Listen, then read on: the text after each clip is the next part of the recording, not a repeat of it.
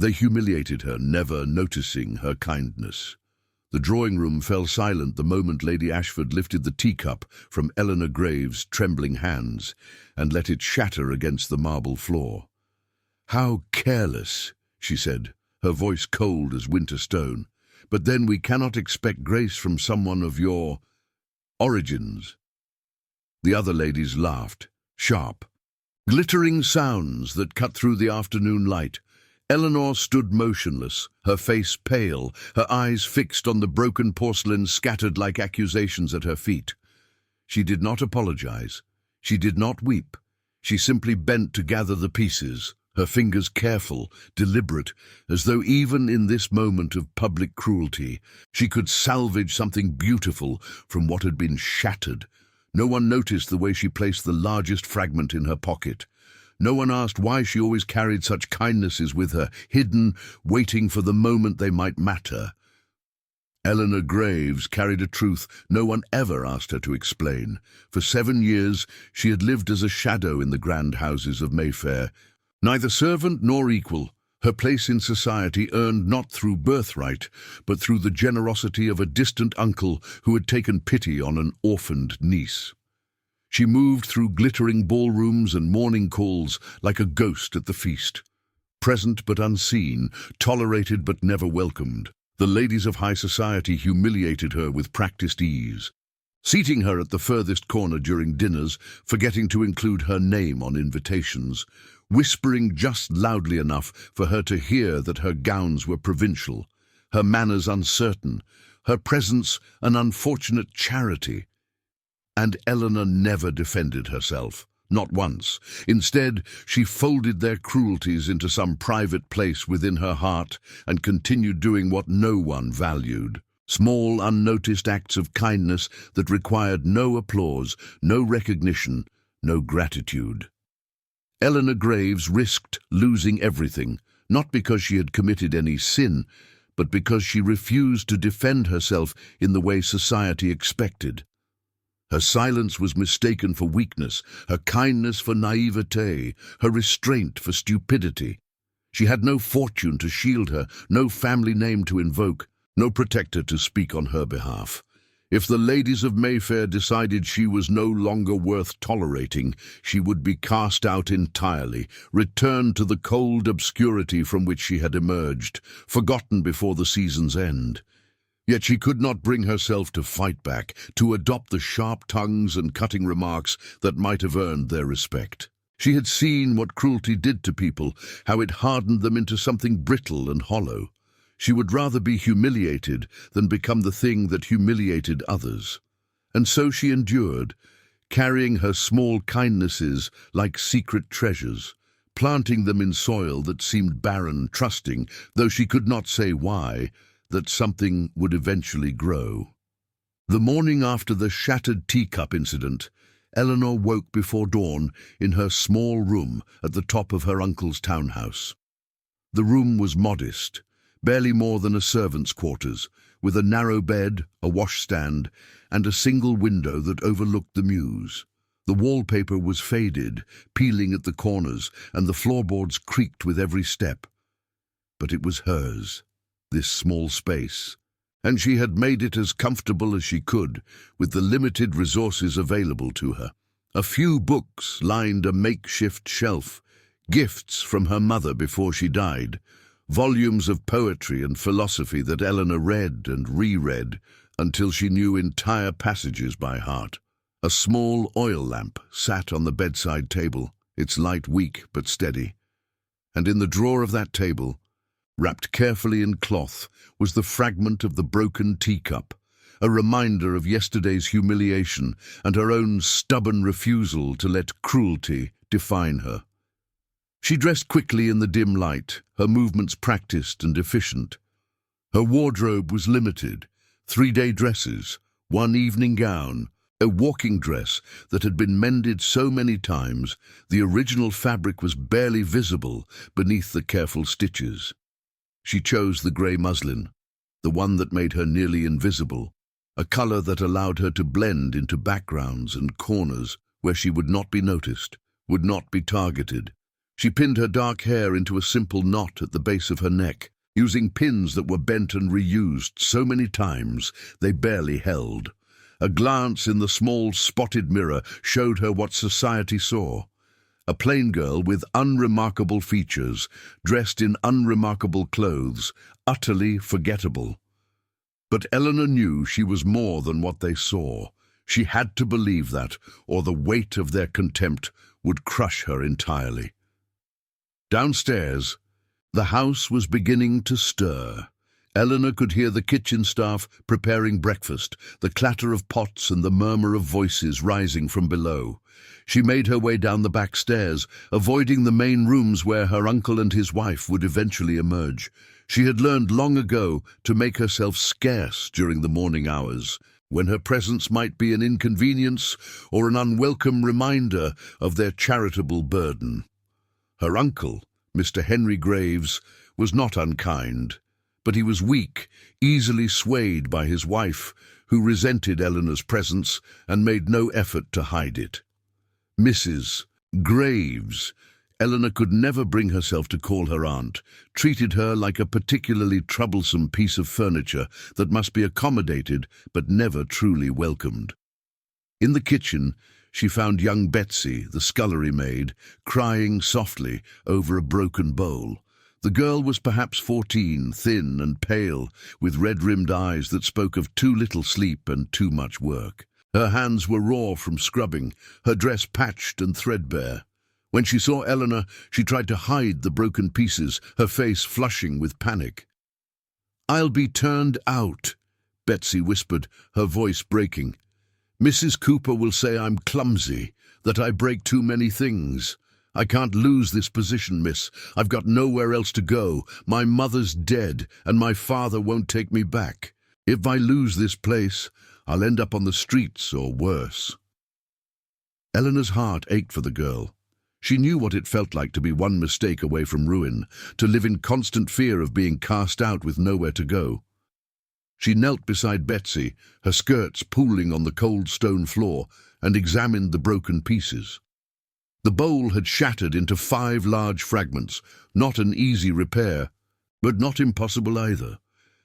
"It's not beyond saving," Eleanor said gently, her voice calm and steady. "Do you have any glue? The kind for mending china?" Betsy nodded, wiping her eyes with the back of her hand. "In the pantry, miss. But Mrs. Cooper checks the inventory. She'll know something's been used. She'll ask questions. Then we'll be quick and careful," Eleanor said. "And we'll use as little as possible. She won't notice if we're clever about it." She retrieved the glue and worked with steady, patient hands, piecing the bowl back together while Betsy watched in amazement. It took nearly an hour, the two of them huddled in the corner of the kitchen, while the other servants moved around them, too busy with their own tasks to pay attention. Eleanor's fingers were nimble and certain, guided by years of mending her own things, of making do with what little she had. When she finished, the bowl was whole again. The cracks were visible if you looked closely, thin lines like spiderwebs across the white porcelain, but from a distance it appeared undamaged, functional, saved. "Put it at the back of the shelf," Eleanor instructed, handing the bowl to Betsy with care. "Use it only for tasks where Mrs. Cooper won't see it closely, for mixing things in the scullery, not for serving. And Betsy, be more careful, yes, but don't be afraid. We all break things sometimes. It doesn't mean we're broken ourselves." Betsy's eyes filled with fresh tears, but these were different, grateful, wondering. The tears of someone who has been shown unexpected mercy. "Thank you, miss," she whispered. "I won't forget this. I swear I won't." Eleanor smiled and slipped away before anyone else could see her. Before Mrs. Cooper could appear and ask questions Eleanor didn't want to answer. She did not think about whether Betsy would remember her kindness. She did not expect gratitude or recognition. She simply knew what it felt like to be frightened and alone, to feel worthless and disposable. And if she could ease that feeling for someone else, even for a moment, it was enough. It had to be enough, because it was all she had to give. The weeks passed in their familiar rhythm of small humiliations and smaller kindnesses. At Lady Pemberton's musicale, Eleanor was seated behind a marble pillar where she could not see the performers, could barely hear the music.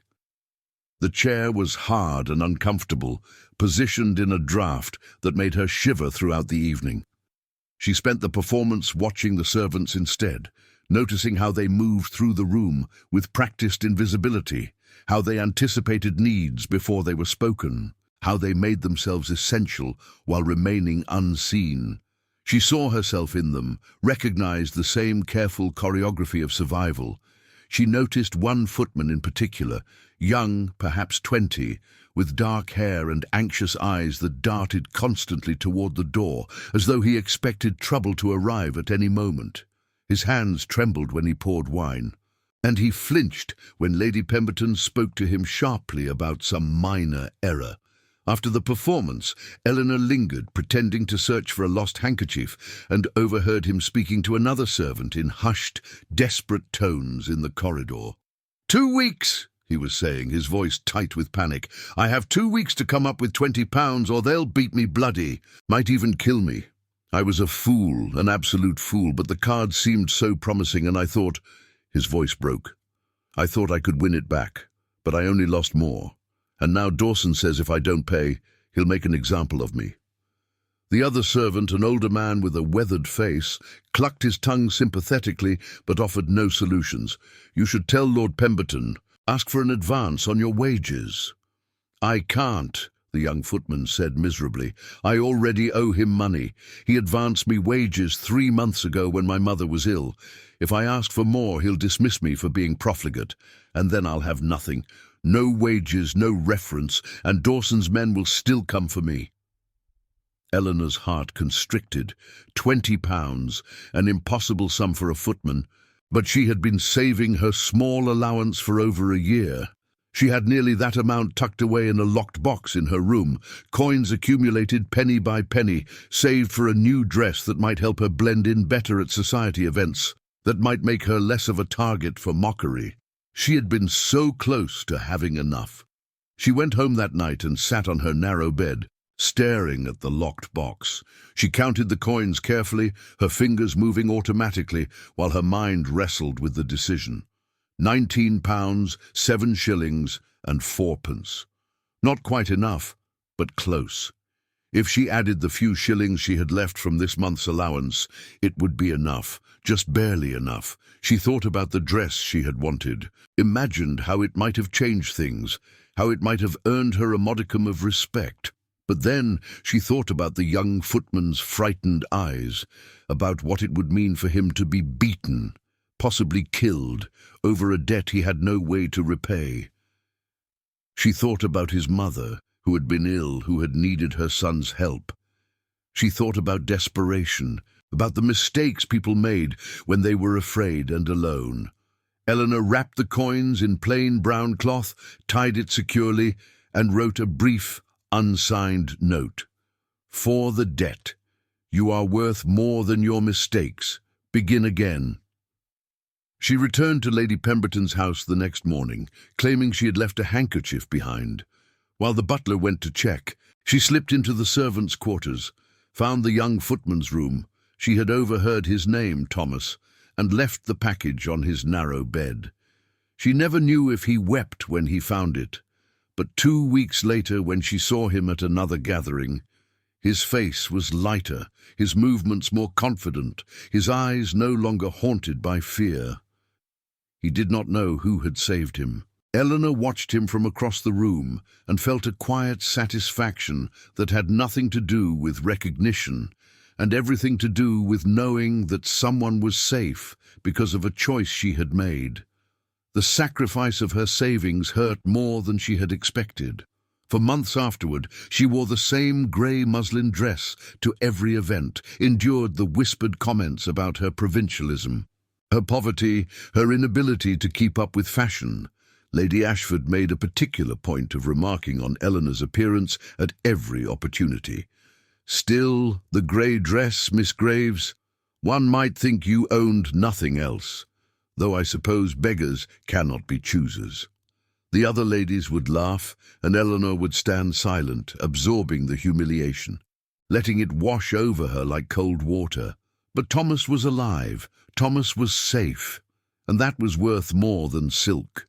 At Mrs. Hartley's modest tea party, a gathering of society's periphery, those who were invited to events only to fill empty chairs, to make the numbers even, Eleanor met a widow who spoke bravely of managing on her small pension. Mrs. Hartley was perhaps 50, with kind eyes and gentle manners, the widow of a country vicar who had left her almost nothing. She lived in 2 small rooms, and survived on what little her late husband's parish had been able to provide. She dressed carefully in outdated but well-maintained clothes, held her head high, and never complained about her circumstances. But Eleanor noticed things others missed. The way Mrs. Hartley's hands shook when she lifted her teacup, the pallor of her skin, the carefully concealed wince when she moved, as though her body pained her. A week later, Eleanor learned through the housekeeper's gossip that Mrs. Hartley was ill. Very ill. The doctor had been called, had prescribed expensive medicines, and Mrs. Hartley could not afford them. She was trying to manage with home remedies and prayer, but her condition was worsening. Without proper treatment, the housekeeper said with grim certainty, Mrs. Hartley would not survive the winter. Eleanor looked at the locket around her neck, the only thing she had left of her mother.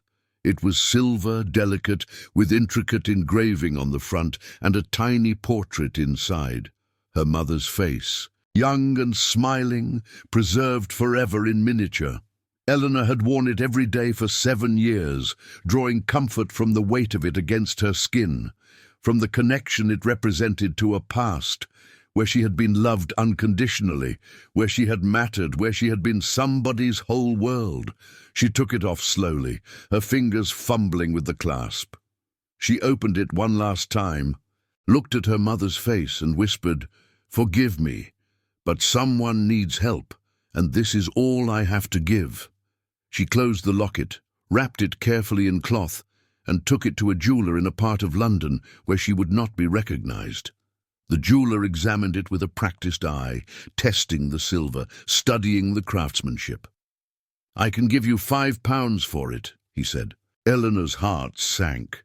She had hoped for more, had prayed it would be enough to cover Mrs. Hartley's medical expenses. "Is that all?" The jeweller shrugged. "The silver is good quality, but it's a common design. The portrait reduces the value. Most buyers won't want someone else's family heirloom. £5 is fair." It would have to be enough. Eleanor accepted the money, feeling as though she had sold a piece of her soul. She went directly to the apothecary, paid Mrs. Hartley's outstanding bill, and arranged for the medicines to be delivered anonymously. The apothecary agreed, accustomed to such arrangements among the charitable-minded. For months afterward, Eleanor felt the absence of the locket like a phantom limb, her hand reaching unconsciously to touch it. Finding nothing but the hollow of her throat, the empty space where comfort had lived, she began wearing high-necked gowns to hide the bare skin, to avoid questions she did not want to answer. No one noticed, no one asked. Why would they? Eleanor Graves was furniture, background barely worth a glance. But Mrs. Hartley recovered, the medicines worked. Her colour returned, her strength rebuilt itself slowly. She never knew who had paid her bills, who had saved her life.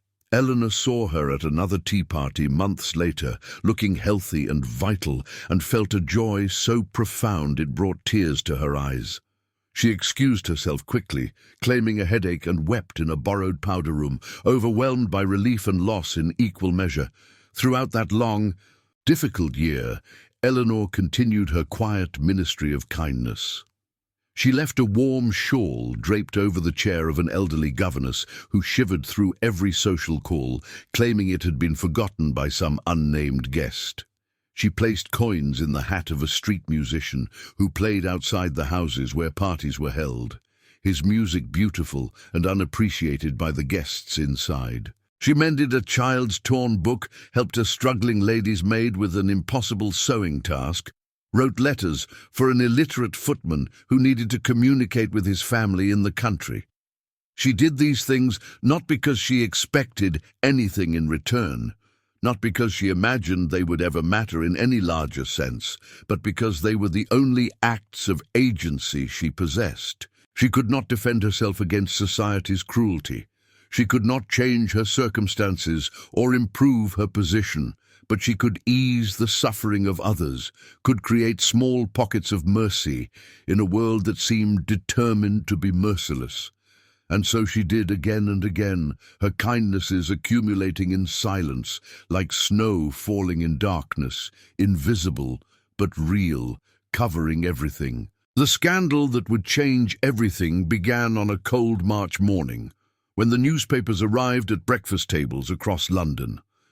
Eleanor was taking tea in her room, having learned it was easier to avoid her uncle's wife at breakfast, when she heard the commotion downstairs, raised voices, the rustle of newspapers, exclamations of shock and satisfaction. She ventured down carefully, staying in the hallway where she could hear without being seen. Her uncle was reading aloud from the Times, his voice grave. Lord Richard Ashford's shipping enterprise has collapsed entirely, taking with it the fortunes of numerous investors. Accusations of fraud and gross mismanagement have surfaced. The Ashford family faces complete financial ruin and potential criminal proceedings. Mrs. Graves's voice was sharp with vindicated pleasure. Well, I always said there was something suspect about that venture. Too good to be true, all those promised returns. And now look, they've lost everything, everything. Lady Ashford will have to face all those people whose money she encouraged them to invest. Serves her right, the proud thing. Eleanor felt no satisfaction, no sense of justice served. She thought immediately of Lady Ashford's youngest daughter, Catherine, the girl whose torn hem she had mended before a court presentation. Catherine had looked at her with such gratitude, such genuine sweetness, despite having witnessed her mother's cruelty toward Eleanor countless times. She thought of the Ashford sons, away at school, who would return to find their family name destroyed, their futures compromised, their every prospect diminished by association with disgrace. Within days, the scope of the disaster became clear. Lord Ashford had invested not just his own fortune, but had convinced friends, family, and business associates to invest as well. The shipping company had been built on debt and speculation, and when several ships were lost in storms and a warehouse fire destroyed a significant portion of goods, the entire structure collapsed like a house of cards. Dozens of families faced ruin. Some lost everything. The scandal consumed London society, dominating every conversation, every newspaper, every drawing-room gathering. The Ashford family became pariahs overnight. Invitations were rescinded. Doors closed. Former friends crossed the street to avoid acknowledging them. Lady Ashford, who had ruled her social circle with an iron fist, who had humiliated Eleanor at every opportunity, now found herself utterly alone. Her morning calls went unanswered. Her letters were returned unopened. The ladies who had laughed with her at Eleanor's expense now whispered about her with the same casual cruelty they had once directed elsewhere. Eleanor heard all of this through the household servants, who relished the gossip, who found satisfaction in the mighty being brought low. But Eleanor felt only a deep, aching sadness.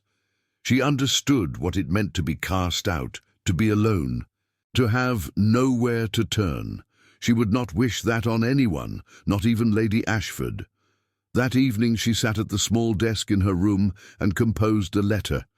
She addressed it to Mr. Thomas Whitmore, a gentleman of modest influence, whom she had met years before at a country gathering. He had been kind to her then, had spoken to her as though her opinions mattered, had engaged in genuine conversation rather than polite condescension. She had remembered him when so many others were forgettable. In the letter she wrote carefully, choosing every word with precision. Dear Mr. Whitmore, I hope this letter finds you well. I write to you regarding the unfortunate situation surrounding the Ashford family. I do not presume to have knowledge of Lord Ashford's business dealings, nor can I speak to questions of fraud or mismanagement.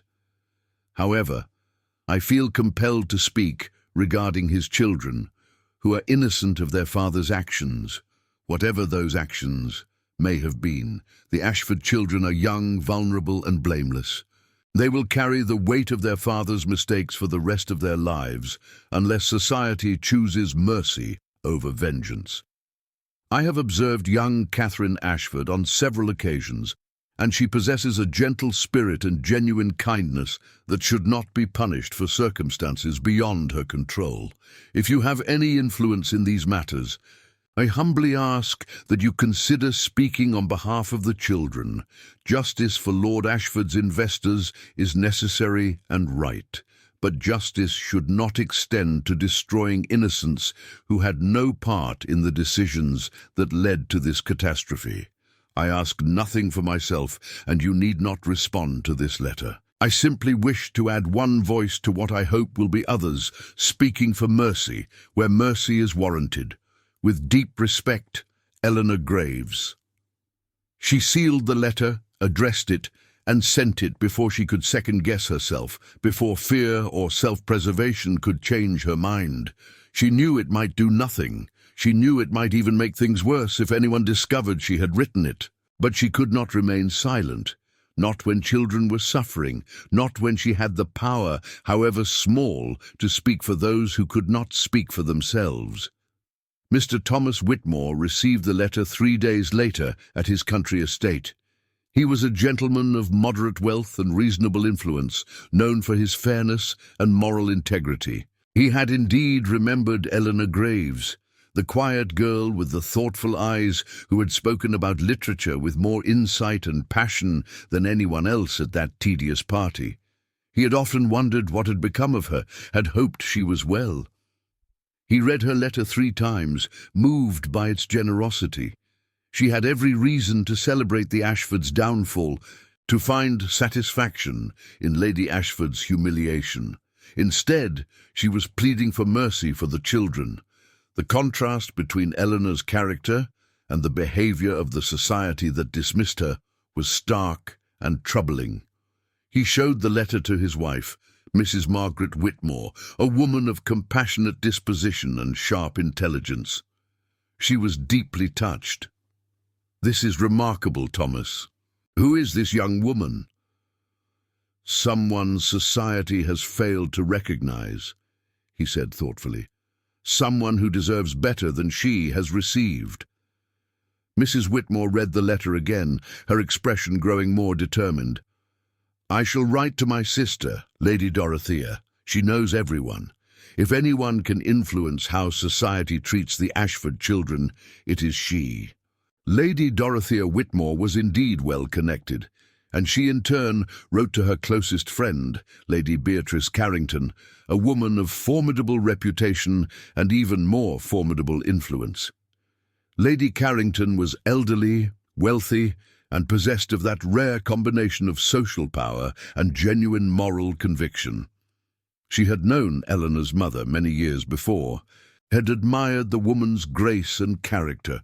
She had watched from a distance as young Eleanor entered society under unfortunate circumstances, had observed how the girl was treated, and had felt a mixture of pity and respect. Pity for her circumstances, respect for the dignity with which she bore them. When Lady Carrington received the letter forwarded through the chain of connections, when she read Eleanor's plea for mercy on behalf of a family that had tormented her, she felt something profound stir in her chest, recognition of character, rare and precious as diamonds. She decided to investigate further. She began making discreet inquiries, calling in favors, speaking to servants and shopkeepers and tradespeople. She wanted to know more about Eleanor Graves, about what kind of person would show such mercy to enemies. What she discovered astonished her. The stories emerged slowly, reluctantly, like secrets whispered in darkness. Lady Carrington was persistent, patient, and persuasive. She promised confidentiality, she paid generously for information, and gradually she assembled a portrait of Eleanor Graves that bore no resemblance to the insignificant charity case society had dismissed. She found Betsy, now a kitchen maid in a different household, who tearfully described how Miss Graves had mended a broken bowl and saved her position, had spoken words of kindness that Betsy still remembered years later. She said I wasn't broken just because I broke something. She said we all make mistakes. No one had ever spoken to me like that before, my lady, like I mattered. She found Thomas, the footman, now head footman in a respectable household.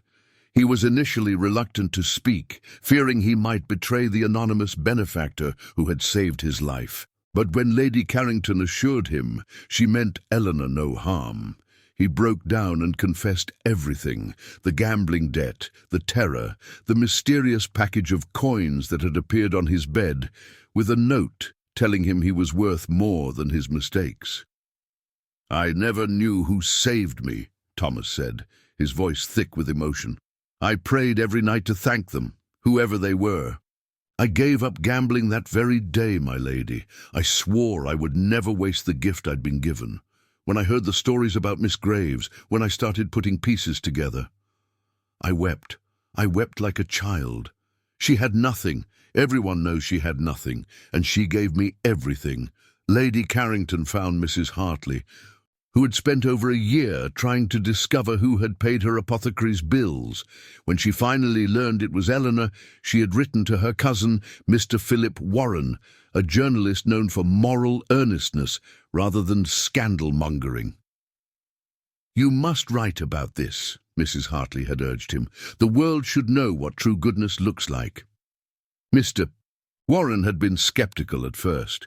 He had learned to be wary of overly sentimental stories, but the evidence was compelling. He interviewed witnesses, verified accounts, traced the timeline of events. Everything checked out. Every story was true. He found the tenant farmer on Mr. Henry Graves' country estate, a man named John Miller, whose 8-year-old son had nearly died of fever 2 years earlier. Miller described how a young lady had come in the night, had brought medicine, had sat beside his son's bed, singing softly until the fever broke at dawn. "I never saw her face clearly," Miller said. "It was dark and I was half mad with worry. But my boy, he remembered her voice. He said it was like angels singing. When she left, I tried to find out who she was, but no one knew, or if they knew, they wouldn't say. Miss Graves from the big house, they finally told me. The poor relation, the one nobody likes. I couldn't believe it. Why would someone like that, someone they all look down on, come help a tenant farmer's boy? What did we matter to her?" "You mattered because you were human and in pain," Lady Carrington said quietly. "That is all the reason she needed." She found the kitchen maid Sarah, who still wore the shoes Eleanor had left outside her door 3 years ago. They were worn now, resoled twice, but Sarah had kept them, treasured them, because they represented the only act of pure kindness she had ever received from someone above her station. "I was going to be dismissed," Sarah explained. "My shoes had holes in them, and I couldn't afford new ones. I was walking wrong because of it, limping, and the housekeeper said I looked slovenly. Then one morning, there they were, good shoes, proper ones, in exactly my size. No note, no name, just the shoes. I asked everyone, but nobody knew, or nobody would tell me." Lady Carrington gathered these testimonies like a general assembling an army. She documented everything, verified every detail, built an irrefutable case for Eleanor's character. Then she approached Mr. Philip Warren directly and gave him access to all her research. "Write about this," she commanded. "The world needs to know." Mr. Warren wrote the article with meticulous care. He titled it "The Silent Samaritan of Mayfair" and detailed every verified act of kindness he could document. He described Eleanor's circumstances, her orphaned state, her dependence on grudging charity, the constant humiliation she endured. Then he contrasted that with her actions: the mended bowl, The paid gambling debt, the medical bills, the vigil beside a dying child, the shoes, the countless small mercies extended to people who could never repay her, who often never even knew her name. The article was published in The Moral Observer, a periodical read by educated, thoughtful people rather than scandal seekers. But its impact was immediate and profound. Within days, it was reprinted in the Morning Chronicle, then in the Examiner, then in regional papers across England. Mr. Warren wrote follow-up articles as more stories surfaced, as more people came forward to testify to Eleanor's kindness. Within 2 weeks, Eleanor Graves was the most talked-about person in London, though she knew nothing of it. Eleanor had retreated to her uncle's country estate 3 days before the first article was published, exhausted by the season, overwhelmed by the weight of being constantly overlooked and occasionally tormented. The countryside offered solace, long walks through gardens where no one watched her, quiet hours in the library where no one interrupted her, mornings in the kitchen helping cook prepare preserves and pies. She did not read the newspapers. She never read the newspapers. They were full of society gossip and political matters that did not concern her, and besides, her uncle and his wife considered it presumptuous for her to read their papers without permission. She did not know that her name was being spoken in drawing rooms across England, that people were questioning their own behaviour, feeling the creeping discomfort of shame as they realised how they had treated someone of extraordinary character. The letter from Lady Carrington arrived on a Tuesday afternoon, delivered by special courier. Eleanor was in the garden, deadheading roses and enjoying the late spring sunshine when the butler found her. He carried the letter on a silver tray, his expression puzzled. Eleanor never received personal correspondence. The envelope was heavy, cream-coloured, sealed with an elaborate crest. Eleanor's hands trembled as she opened it, leaving smudges of garden dirt on the fine paper. The letter was written in an elegant hand. "Dear Miss Graves, I request the honour of your presence at a dinner to be held at my London residence on the evening of Friday next. A carriage will be sent to collect you, and accommodations will be arranged for your stay in London should you require them. This invitation is extended with the greatest respect and admiration for your character. I assure you that you will be among friends, and that the evening will be one you shall not regret attending. Your humble servant, Lady Beatrice Carrington."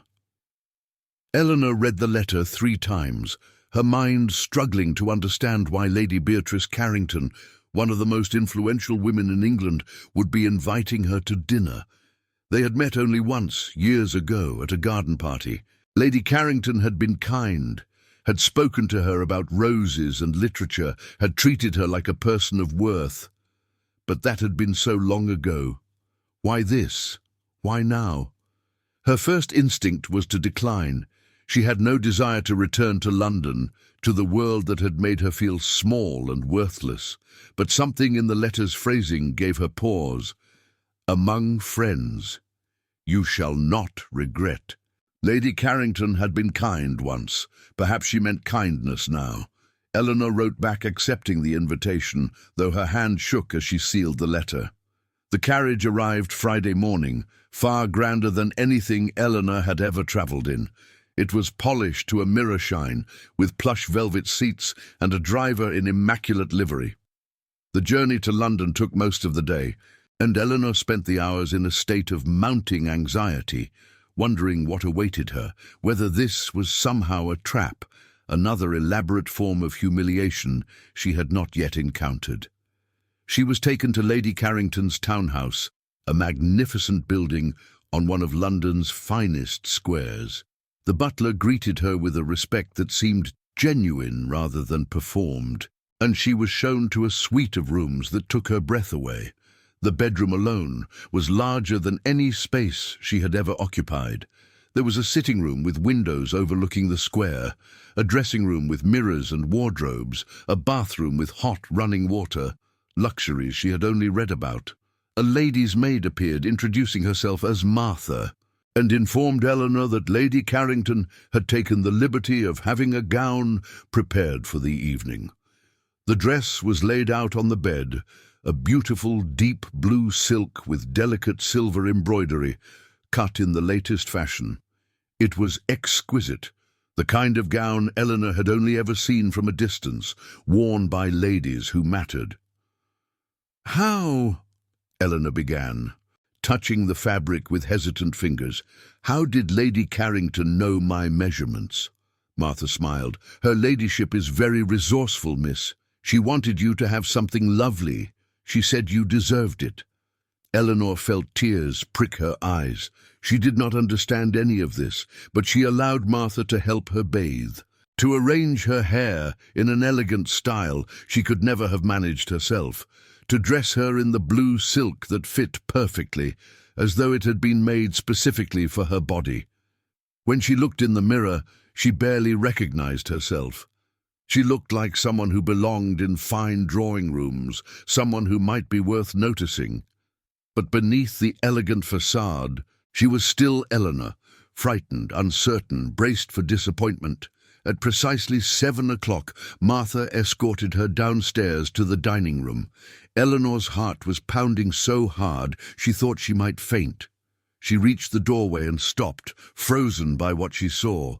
The dining room was full of people, perhaps 20 of them, all standing and turning to look at her as she entered. She recognized some of them immediately. Mrs. Hartley, looking healthier and happier than Eleanor had ever seen her. A young man in footman's livery, Thomas, she realized, though he looked different, more confident, more substantial. A scullery maid in a nice dress, her face vaguely familiar. A weathered man with calloused hands who looked distinctly uncomfortable in formal clothes. A young boy beside him. And there, at the far end of the room, Lady Ashford, her face pale and drawn. Her youngest daughter Catherine standing close, holding her mother's hand. Eleanor's mind reeled. What was this? Why were these people here? Why was she here? Lady Beatrice Carrington rose from her place at the head of the table. She was elderly but formidable, with silver hair and piercing blue eyes that missed nothing. She moved toward Eleanor with surprising grace, her expression warm and welcoming. "Miss Eleanor Graves," she said, her voice clear and carrying, commanding the attention of everyone in the room. "Welcome, we have been waiting for you." Eleanor could not move, she could not speak. She felt exposed, vulnerable, as though all her secret kindnesses had been dragged into harsh light and she was being forced to account for them. Lady Carrington took her hand gently. "There is nothing to fear, my dear. We are gathered here tonight to honor you, to thank you, and to ask your forgiveness for the ways we have failed you." She led Eleanor to a chair near the center of the table, positioned so that she could see everyone, so that everyone could see her. Eleanor sat mechanically, her mind blank with incomprehension. Lady Carrington returned to her place and raised her glass. The room fell completely silent. "Miss Eleanor Graves has lived among us for 7 years, Lady Carrington began, her voice solemn and measured. "In that time, she has endured humiliations that would have broken most people. She was dismissed, belittled, treated as though she were invisible or worse, a burden to be tolerated but never valued. And yet, she responded not with bitterness or revenge, but with extraordinary kindness." Lady Carrington gestured to the people gathered around the table. "These people, and many others who could not be here tonight, are alive, employed, healthy and whole because of Eleanor Graves. She asked for nothing, she expected nothing. She simply saw suffering and chose to ease it, even when doing so cost her everything she had." Eleanor's face burned. She wanted to disappear, to sink through the floor. This was too much, too public, too overwhelming. "Tonight," Lady Carrington continued, "we honor her, but more importantly, we ask her to teach us, to show us what true goodness looks like, to help us become people worthy of the mercy she has already shown us." She sat, and immediately Thomas stood. His face was wet with tears, but his voice was steady. "Miss Graves," he said, looking directly at her, "you saved my life. I was drowning in gambling debts, about to be beaten to death, and you gave me everything you had. I didn't know who you were. I couldn't thank you. But I've lived every day since trying to be worthy of that gift. I gave up gambling. I worked hard. I was promoted to head footman, and the first thing I did was make sure the junior staff were treated fairly, paid properly, given the same mercy you showed me." His voice broke. "Thank you. Thank you for believing I was worth saving when I didn't believe it myself." He sat, and Mrs. Hartley rose, her eyes shining with tears. "You paid my medical bills when I was dying," she said simply. "You sold something precious to you. I later learned it was your mother's locket, the only thing you had left of her. You gave up your connection to the past, so I could have a future. How does one thank someone for that? How does one repay a debt that large?" She paused, composing herself. "I cannot repay you, Miss Graves, but I can tell you that I have not wasted the life you saved. I have tried to live with purpose, with gratitude, with the same generosity you showed me. You taught me what love looks like when it asks for nothing in return." Betsy stood next, her hands clasped tightly together. "I was 14 and terrified of losing my position," she said, her voice small but clear. "I broke a bowl and thought my life was over. You mended it. But more than that, you mended me. You told me I wasn't broken just because I made a mistake.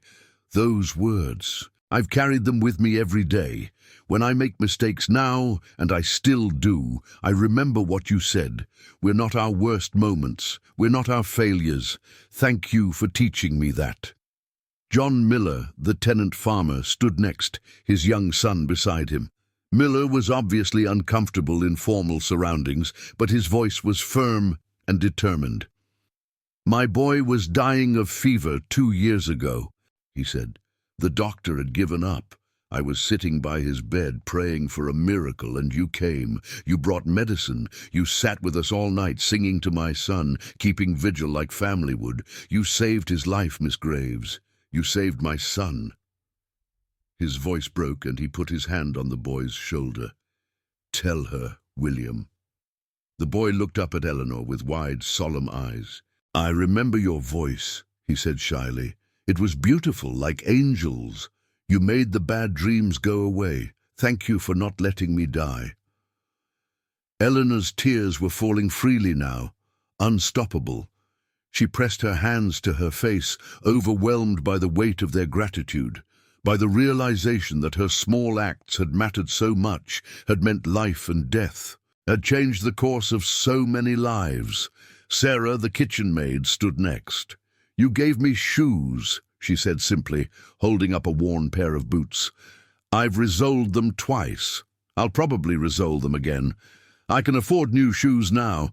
I have a better position, better wages. But I keep these because they remind me that kindness exists, that someone cared whether I had what I needed. You didn't know me. You didn't owe me anything. But you cared. Thank you." One by one, others stood and shared their stories.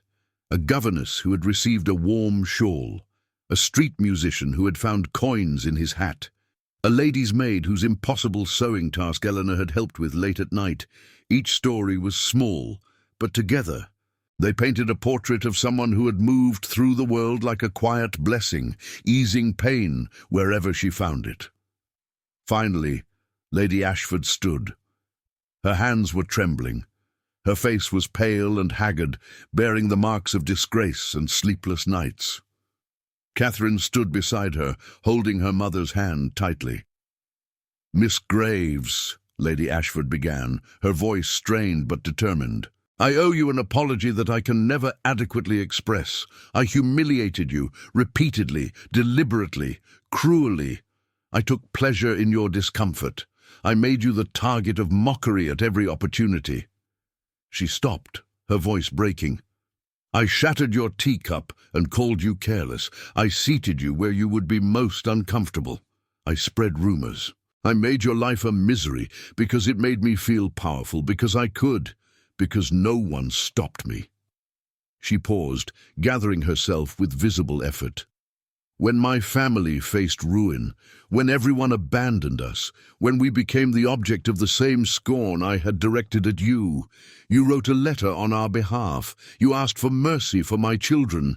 You, who had every reason to celebrate our downfall, who had earned the right to vengeance, chose compassion instead. Lady Ashford looked at Eleanor directly, her eyes red and swollen. I do not deserve your forgiveness. I do not expect it, but I ask for it nonetheless. And I swear to you, before all these witnesses, that I will spend the rest of my life trying to become someone worthy of the mercy you have shown me. Catherine spoke then, her young voice clear and earnest. Miss Graves, you mended my hem when I tore it before my presentation at court. I was crying, and you were so kind. You made it perfect again, and you smiled at me like I mattered. I've thought about that moment so many times. When everything fell apart, when everyone was cruel to us, I remembered that you had been kind, even when Mama wasn't kind to you. That gave me hope that people could be good even when the world was terrible. Thank you. The room was silent. Everyone was watching Eleanor, waiting. She looked at Lady Ashford, at the woman who had tormented her for years, who had found joy in her suffering. She thought about all the cruelties she had endured, the broken teacup, the whispered insults, the deliberate exclusions, the constant reminders that she was less, worth less, unwanted. And she thought about Catherine's trusting face when Eleanor had knelt to mend her hem. She thought about the fear in Lady Ashford's eyes now, the genuine remorse, the brokenness that comes from realizing you have been a source of pain. She thought about mercy, about grace, about the fact that all of them, every person in this room, including herself, were flawed and fallible and in need of forgiveness at some point. Lady Ashford, Eleanor said softly, her voice rough with emotion. You did wrong me. That is true. But I forgave you long before tonight. I forgave you when I wrote the letter, perhaps even before that, because I understand what it feels like to be afraid, to feel small, to try to make yourself feel bigger by making someone else feel smaller. I understand, and I forgive you. We are all doing the best we can with what we know. You know better now, that is enough. Lady Ashford's composure shattered. She wept openly, her shoulders shaking, and Catherine wrapped her arms around her mother, both of them crying. Around the table, others were crying too, not tears of sadness, but tears of catharsis, of healing, of witnessing something profound and transformative. Lady Carrington allowed the moment to settle, then spoke again. Miss Graves, I have one more thing to say, and then we shall enjoy our meal and celebrate your extraordinary character. She stood, her expression serious and formal. You have been living on the charity of others for too long, dependent on grudging tolerance without security or independence. That ends tonight. I am offering you a position in my household, not as a dependent or a companion in the traditional sense, but as my equal, my friend, my heir in matters that concern the management of charitable works I have long wanted to establish, but lacked the right person to oversee. Eleanor stared at her, unable to process what she was hearing. You will have your own income, Lady Carrington continued, substantial enough to ensure complete independence. You will have your own apartments in this house. You will have authority to make decisions about philanthropic efforts that I believe you are uniquely qualified to direct. And most importantly, you will have my friendship, my respect, and my assurance that you will never again be treated as anything less than the remarkable person you are. She paused, her eyes softening. I am old, Eleanor. I will not live forever.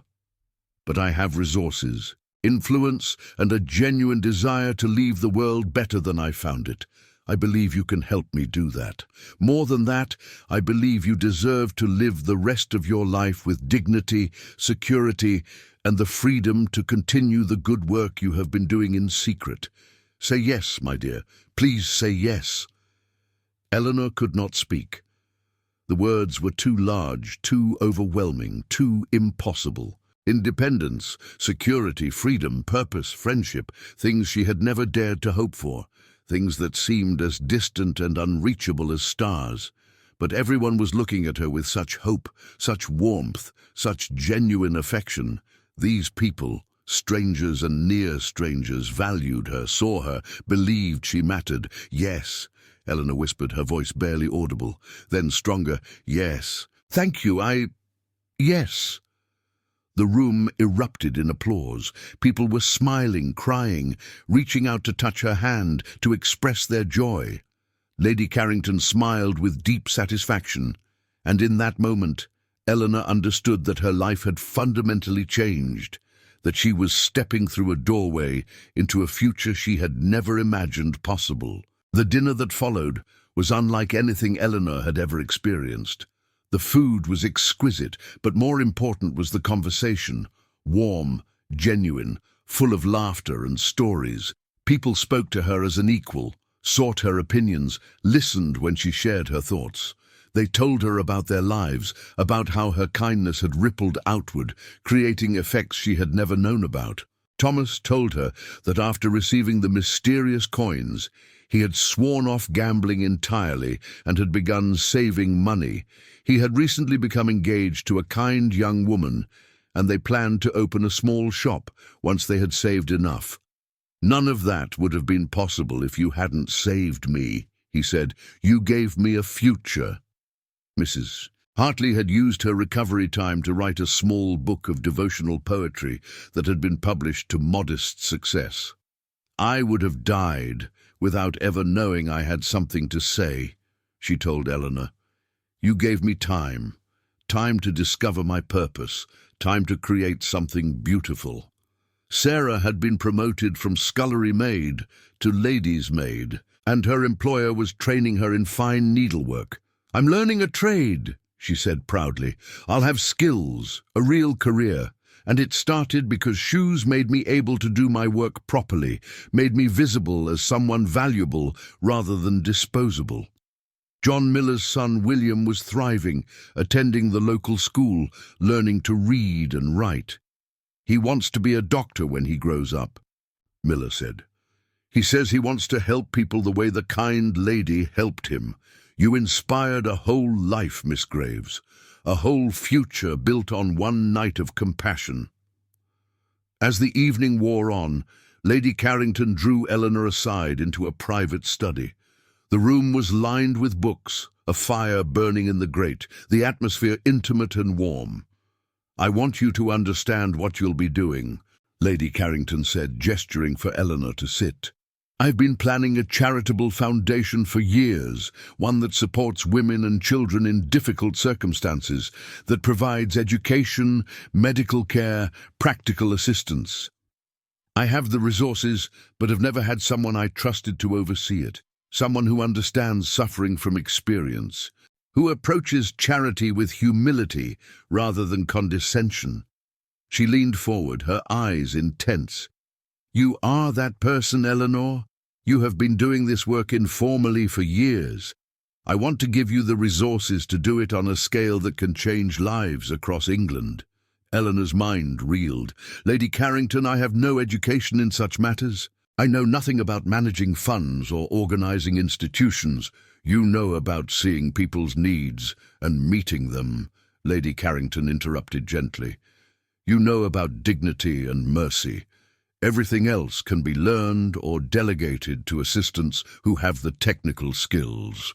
What cannot be taught is character, and you have more character than anyone I have ever known." She pulled out a document and placed it on the desk between them. "This is the formal arrangement. You will receive an annual income of £500, paid quarterly. You will have full authority over a charitable fund of £10,000 per year to distribute as you see fit. You will have staff to assist you. And when I die, which given my age, will likely be within the next decade, you will inherit an additional sum sufficient to ensure you are comfortable for the rest of your life, and the charitable foundation will continue under your direction with permanent endowment. £500 a year. Eleanor had been living on less than 50. The scope of what Lady Carrington was offering was almost incomprehensible. "Why?" Eleanor whispered. "Why are you doing this?" Lady Carrington's expression softened. "Because your mother was one of the finest people I ever knew, and I failed her when she needed help. She died poor and alone, and I have regretted my inaction ever since. I cannot make amends to her, but I can ensure her daughter receives what she deserves." She paused, her voice thick with emotion. "And because you have shown me what it means to live with integrity, even when no one is watching, even when there is no reward. The world needs more people like you, Eleanor. I want to make sure you survive to continue your work." Eleanor wept then, great heaving sobs of relief and grief and overwhelming gratitude. Lady Carrington came around the desk and embraced her, letting her cry, holding her with the kind of maternal warmth Eleanor had not felt since her own mother died. "You are safe now," Lady Carrington murmured. "You are valued. You are home." In the months that followed, Eleanor's life transformed completely. She moved into her suite of rooms in Lady Carrington's house, spaces that were truly hers, decorated according to her taste, filled with books and comfortable furniture and windows that let in abundant light. She received her first quarterly income and could barely believe the stack of coins and notes was actually hers to spend as she wished. Lady Carrington was true to her word. She introduced Eleanor not as a charity case, but as her friend and colleague, and the force of the older woman's personality was such that society had no choice but to accept this. The ladies who had once humiliated Eleanor now greeted her with cautious respect. Some were genuinely remorseful, seeking private conversations where they apologized for past behavior. Others simply recognized that the social winds had shifted and adjusted their sails accordingly. Eleanor was gracious to all of them. She did not forget what they had done. She could not forget, but she chose not to let bitterness poison her newfound freedom. She had spent too many years being hurt to want to hurt others in return. Lady Ashford and Eleanor did develop a genuine friendship, though it took time and effort from both women.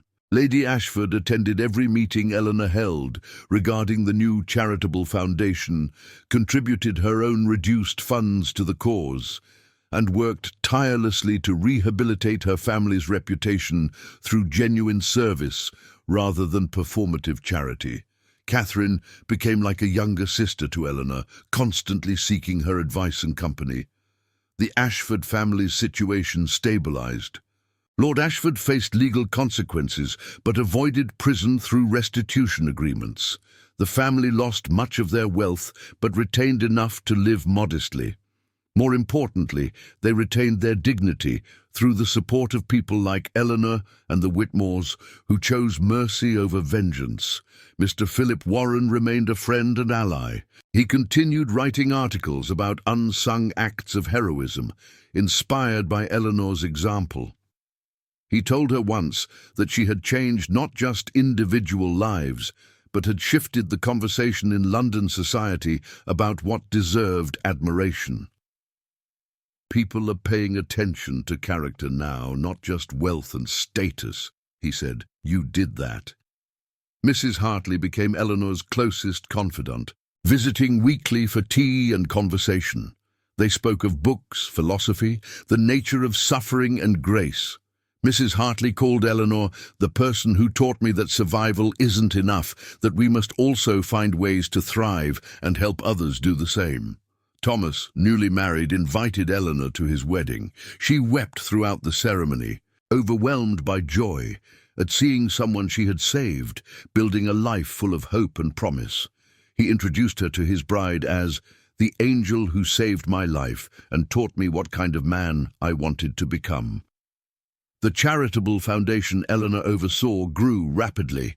She established a home for young women without families, a school for children of the working poor, a medical fund for those who could not afford doctors, and a network of anonymous assistance for people in temporary crisis.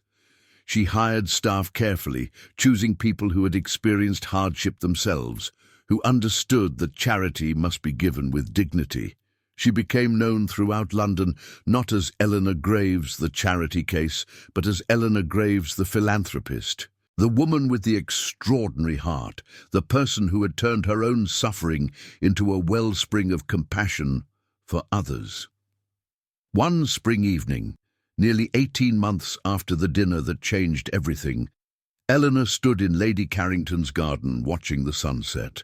The sky was streaked with gold and rose, the air soft with the scent of blooming flowers. She wore a beautiful dress of her own choosing, her hair arranged in a style she found comfortable, her neck adorned with a new locket, a gift from Lady Carrington, who understood the significance of replacing what had been lost. "Miss Graves?" She turned. Mr. Daniel Thornton stood at the edge of the garden path, tall and lean, with kind eyes and a warm smile. He was Lady Carrington's nephew, returned from an extended trip abroad. Eleanor had met him briefly before his departure at a dinner party where they had discussed literature and philosophy for over an hour, both of them surprised and delighted to find someone who shared their passion for ideas.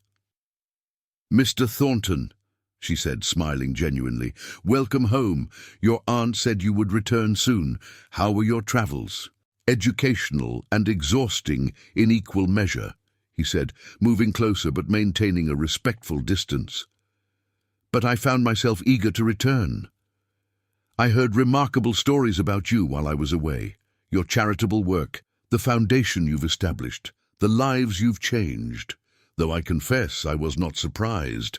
I recognized your character when we first met." Eleanor felt herself blush. "You're very kind. I'm simply doing work that needs doing." "You're doing work that most people would never attempt," he corrected gently. "You're taking your own pain and transforming it into healing for others. That's alchemy of the highest order." They stood in comfortable silence for a moment, the garden peaceful around them. Then Mr. Thornton spoke again, his voice slightly uncertain. "Miss Graves, Eleanor, if I may, I wonder if you might permit me to call on you regularly. I find myself drawn to your company, to your mind, to your perspective on the world. I would very much like to know you better." Eleanor looked at him carefully. She saw no calculation in his eyes, no social ambition, no desire to possess or control. She saw only genuine interest, warm regard, and something that might in time become affection. She thought about the girl she had been, silent, humiliated, convinced she would always be alone. She thought about the woman she had become, independent, valued, surrounded by genuine friendships, and she thought about the possibility of something more, something she had never dared to imagine. Romance built on mutual respect, shared values, genuine connection. "I would like that very much," she said softly. Mr. Thornton's face lit up with a smile of pure joy. "Then I shall call tomorrow afternoon, if that suits you." "Tomorrow," Eleanor agreed. He bowed and left, and Eleanor turned back to the garden, her heart full of quiet wonder. She did not know what the future held. She did not know if Mr. Thornton's interest would deepen into love, or if it would remain a valued friendship. She did not need to know. She had learned to trust the slow, patient unfolding of life, to believe that kindness planted in darkness would eventually bloom. As the last light faded from the sky and stars began to appear overhead, Eleanor thought about her journey, from orphan to outcast, from victim to survivor, from survivor to healer. She thought about all the people whose lives had intersected with hers: Betsy, Thomas, Mrs. Hartley, John Miller and his son William, Sarah, Lady Ashford and Catherine, Mr. Warren, Lady Carrington herself. Each connection had been built on small acts of kindness that seemed insignificant at the time, but had accumulated into something transformative. She thought about the broken teacup, the fragment she still kept in a drawer in her room. She took it out sometimes and held it, remembering the moment of humiliation that had seemed so devastating, that had actually been just one small piece of a much larger pattern. The fragment was beautiful in its brokenness, its edges worn smooth by handling, a reminder that even shattered things could be treasured, could hold meaning, could teach lessons about resilience and grace. She had been humiliated for 7 years. She had been dismissed, mocked, treated as though she did not matter. But she had mattered. Every small kindness had mattered.